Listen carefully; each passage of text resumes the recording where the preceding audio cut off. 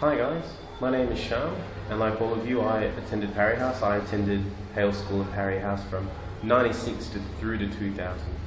I consider myself very fortunate to have gone to Hale School. It's in the top 5% of the top 5% of the schools in the world. The opportunities that you guys get there, you should be very thankful for those.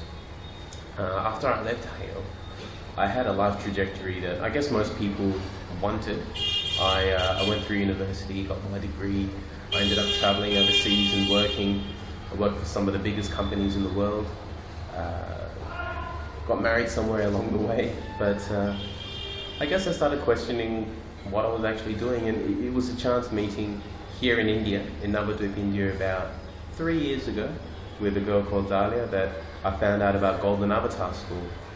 And Golden Avatar School is a school run purely on donations that helps some of the poorest children here in Navadvip, West Bengal. If you look up Navadvip, it's near the Bangladesh border, about 100 km north of Kolkata. So the kids here that can't afford education, you know, that's school fees, books, stationery, even for food. A lot of kids here can't afford to eat during the day, and if they don't get sponsored for food, sometimes they don't eat. The parents can't afford to feed them. So what happens here, if they can't afford education, or if they're disruptive in class, they get kicked out, they get sent to do manual labor to make enough money for their families to feed them. That can be things like construction sites, it can be things like working in ice factories with their bare hands. The girls go through school, and as soon as they graduate, after year 10, so they're 15, 16, it's expected that they get married. So we try and make a difference to the kids, and we try to make a difference to the community as well. So I wanted to show you something. Imagine if Hale School was this big. So yeah, this big. This is the Golden Avatar School campus. Over 100 kids used to attend classes here, until it got flooded in the middle of last year and we're no longer able to keep them here. Look at the school. By my maths, it's 1/550th the size of Hale School.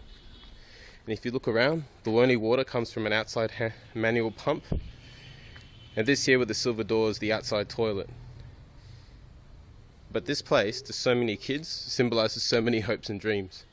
Because quite frankly, this is quite possibly the only good thing that the kids have in their lives right now. I'm just going to show you some of the damage quite quickly in terms of what's happened during the flood. So until July last year, they were able to have classes here, but right now they can't.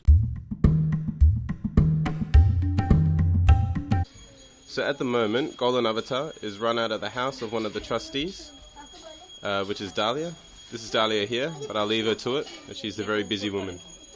So for now, the kids can study here, but what we're looking to do is have a purpose-built school building right here in the highland.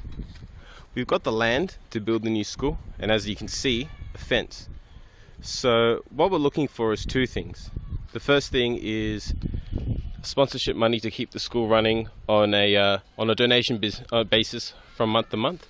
The second thing is a new school building, which will be here.